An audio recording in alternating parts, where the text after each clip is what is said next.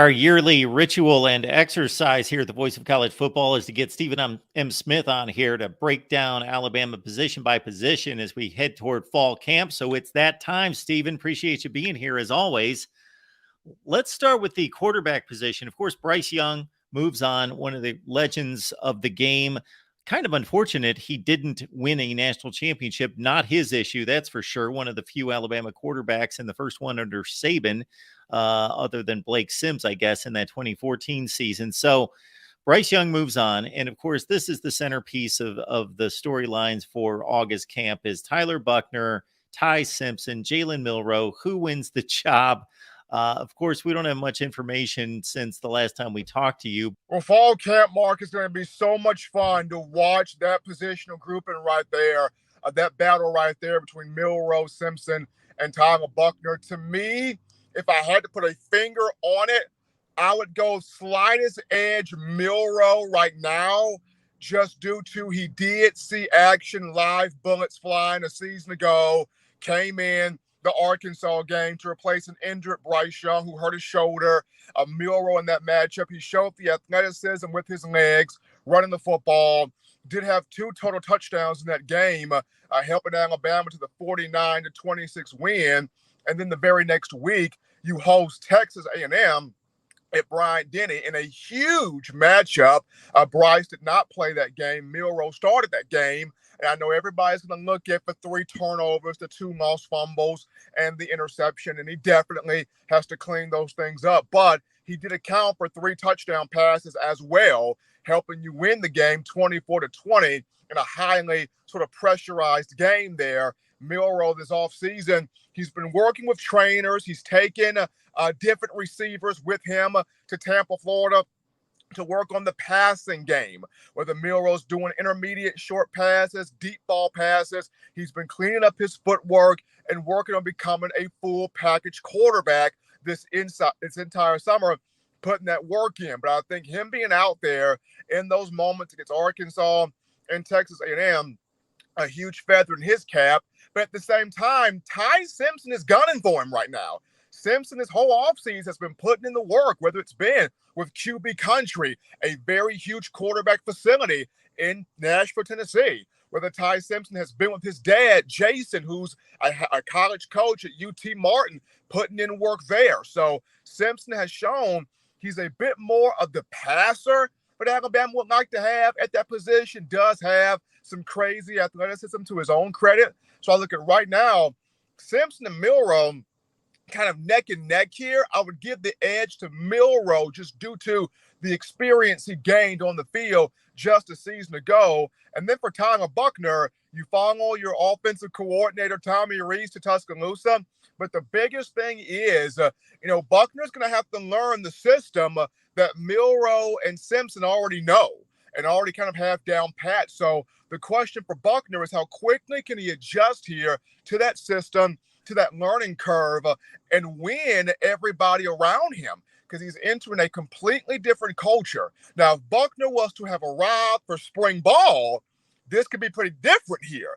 But because he did not arrive until the summer, he has got to learn the culture. Well, certainly, despite the possible progress and development and improvement from the quarterback position from spring practice till now, with those guys working hard, I don't think anyone in any way discounts the running game and its more prominent place, most likely, for this Alabama offense in 2023.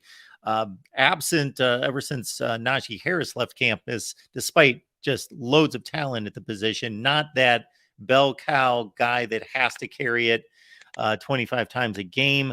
Roydell Williams comes back. Jason McClellan is obviously the lead guy, is the senior. How do you see the running back position shaking out at this point? That's going to be really intriguing, because as good as McClellan, Roydell Williams, and Jam Miller are, you look at Justice Haynes, the freshman. Here's a guy, Mark, that really has a chance to possibly even be running back 1 here for Alabama. You go back and you look at his high school tape at Buford High School in Georgia. We're talking over 7,000 career rushing yards, 7,574, 95 touchdowns, speed, power, contact balance, runs really well, behind the pads, versatility. Coach Saban praised him a lot throughout spring practice, had 3 touchdowns in the A-Day game. And he kind of gives you something that maybe a McClellan or Roydell or a Jam Miller may not be able to give you. And we've all seen the starting running backs for Alabama, each one of them under Nick Saban, they've given something different that make you go, wow, I never seen that.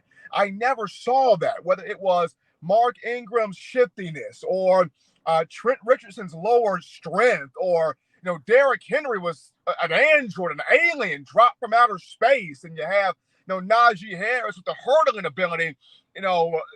Justice Haynes gives you something a bit different that may propel him to maybe even be running back 1 on the roster. And then you take into account Richard Young, who a lot of people are thinking this might be Bo Scarborough 2.0, with his ability to break tackles and his speed and explosiveness coming from Florida. So this running back room is intriguing. You got 2 freshmen that could very well be running backs 1 and 2, but you got a bunch of upperclassmen that have the experience. So this fall camp, we're going to see from Coach Saban, who gives us the best chance to be able to run the football the way Alabama wants to and have those explosive plays in that run game. Stephen, you mentioned when we were talking recruiting, some of the work that Eric Wolford does with the young offensive commits coming in on the line. Of course, he's got his hands full molding this 2023 team because he's only got 2 starters back.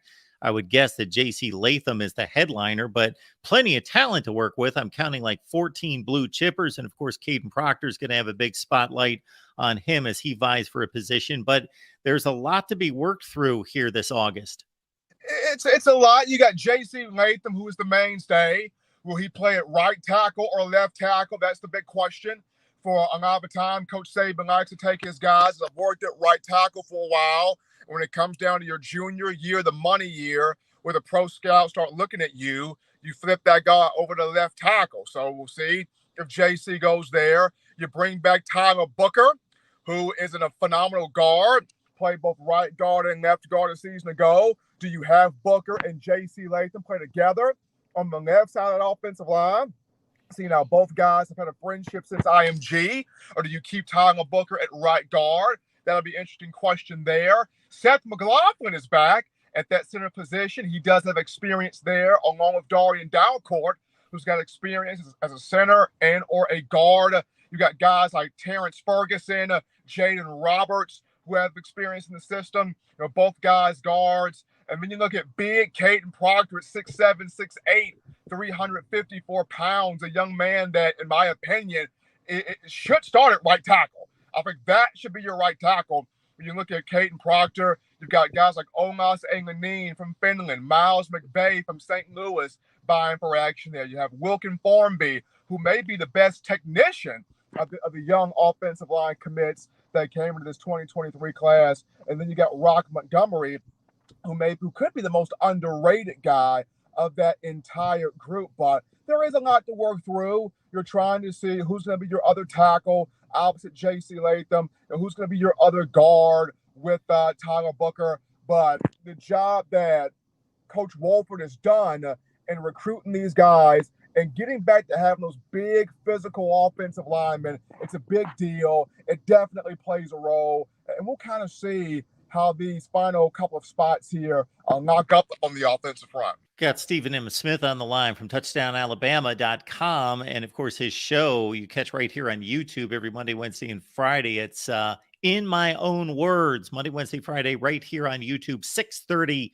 Central. I want to remind everyone that you can support the channel by using the Amazon link in the description section when you shop on Amazon. It's the same shopping experience, so you might as well use the link. Doesn't cost you a penny. Well, we've had many conversations, Stephen, about the wide receiver core not being what it was in those prime years when Tua was first emerging with the 4 first-round picks in 2 seasons. But, of course, still plenty of talent there. Ja'Cory Brooks is back. Jermaine Burton's back. And then I see all sorts of candidates for those 3 and 4 positions, even with Trayshawn Holden moving on to Oregon, Isaiah Bond, JoJo Earl, and others. So how do you weed through those names to try to find somebody who's going to going to step up? Well, that's going to be fun to watch there too, Mark. You look at, yes, you bring back Ja'Cory Brooks and Jermaine Burton. You have a transfer, Malik Benson from JUCO, Hutchinson Community College in Kansas. We saw him in the spring game, 6 catches, 70 yards, and a touchdown. He kind of has that speed that Jameson Williams had back in 2021 that really helped Alabama right there. So going to keep your eyes on Malik Benson. And then you've got Kobe Prentice. You've got Isaiah Bond. You've got Kendrick Law. You've got Shaz Preston that can make some plays out there if given the opportunity to get out there and shine on the field. Not to mention you bring in some freshmen like Jalen Hale and Jaron Hamilton and Cole Adams as well. So a litany here of receivers to kind of work through and mold through. And I think the biggest thing, Mark, for this group is being able to just consistently catch the football. Last season, a lot of drops, and you saw Bryce Young. Yes, he kept a smile on his face, but you could tell, obviously, he was frustrated when he put the ball right there and the ball was not brought in, and several drops that took place there in multiple games a season ago. And when you break in a brand new starting quarterback and you're trying to build the confidence of that player, you got to catch the football. You got to catch it when it's thrown to you. So that's the big thing there for this group of receivers right here. They can live up to, they have the potential to live up to what Judy and Smith and Ruggs and Waddle were and what they did and what they became. But the number one thing for this group is catch the football. And then number two, being able to separate off the line of scrimmage. Alabama did not get much separation from its wide receivers in the route running. So when you discuss Brooks and Burton and Prentice and Bond and all of these names, and adding a Malik Benson to this roster here, these guys have got to be able to, upon the snap of the ball, work those routes, get free from these defensive backs, these corners, give your quarterback a chance to allow him to find you and make those plays. Of course, the tight end position can be a security blanket for a young quarterback. Cameron Latou moves on. Let's see, Thomas Dupre, the Maryland transfer, comes in. How do you see that tight end position molding at this point? I think Dupre is going to be the leader of the group, the leader of the room. Was not used a lot at Maryland, but in 2 spring scrimmages for the Crimson Tide back in March and April, I heard a ton about how he was utilized within the offense, whether it's as an inline tight end, whether they stretched him out as a receiver, whether they had him at H-back. Dupre can do it all. He can do it all. Coach Saban, very excited about him. And then you've got the 2 guys you signed last year as freshmen that have grown up. That's Amari Nyblack and Danny Lewis Jr. Both of those 2 are going to be featured heavily within the offense. Nyblack, a bit more of a receiver than a tight end. He's getting better with the blocking, but a bit more of a receiver than a tight end at this point. Danny Lewis Jr., kind of your all-around guy, freakish athlete. We're going to see a good bit more of him. And then you still have Robbie Oots and Miles Kitselman, 2 guys who are more so of your blocking tight ends traditionally, but they do possess hands to catch the football if given the opportunity.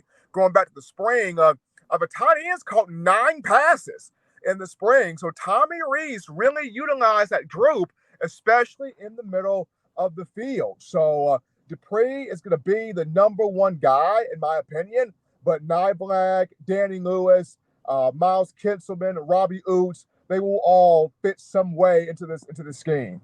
And of course, Mark, that's CJ Dupree. Keep that one in line. All right. Stephen M. Smith, touchdown Alabama, in my own words. It's right here on YouTube, folks. You know where you are. So just keep it right here on YouTube, and you can catch Stephen's show every Monday, Wednesday, Friday at 6:30 Central Time. Well, Stephen, we would love to have you back, break down the defense, and we will do that soon as you know what the deal is. Once we hit SEC Media Days, the time flies, and you're full throttle into the season. It goes extremely fast. So enjoy these last few days of summer before you really get to work, and I'm sure you're at work anyway. I know you, so pretty much. there is no rest for the weary. All right, Stephen, we appreciate you so much. You have a great day. You too, Mark.